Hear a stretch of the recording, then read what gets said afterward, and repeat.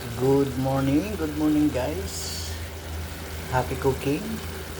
And guys, naggigisa tayo ng sardinas na may pechay Tagalog guys. Yan, nagisa ko na yan guys. Nilagay ko na yung katawan ng pechay Tagalog at saka ginisahan ko na ng sardinas na 5-5 from Philippines. Ayan guys, lagyan na natin ng kaunting sabaw.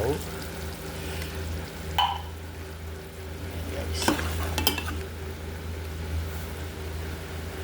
saglit lang yung maluto guys kasi naigisa ko na. Ayan guys, antay lang natin kumulo. Lalagay natin yung ating mga dahon. Kaya guys, kumukulo-kulo na ang ating ginisang pechay Tagalog sa sardinas. Yan, sardinas po yan guys. Yan. Lalagay na natin yung mga dahon ng pechay. Katawan yung inuna ko. Mabilis lang naman maluto itong ating dahon. Kaya yan ang ating ulam for today.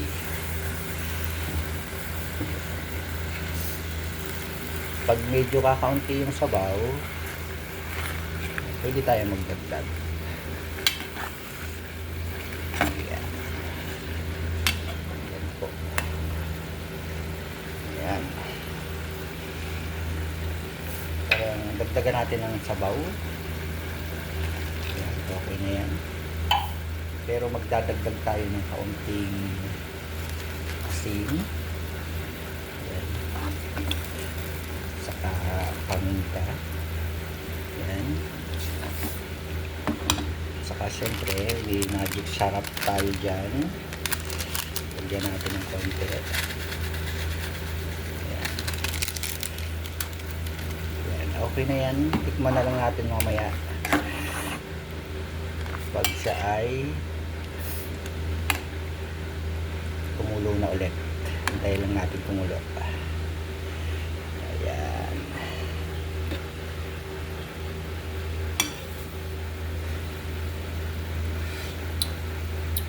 Ayos na ang lasa.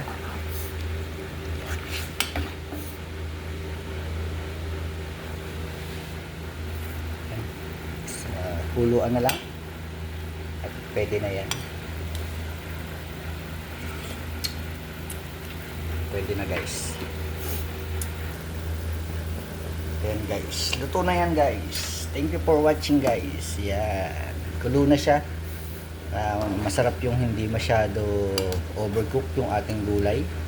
Kaya thank you for watching sa ating mabilisang luto ng gulay.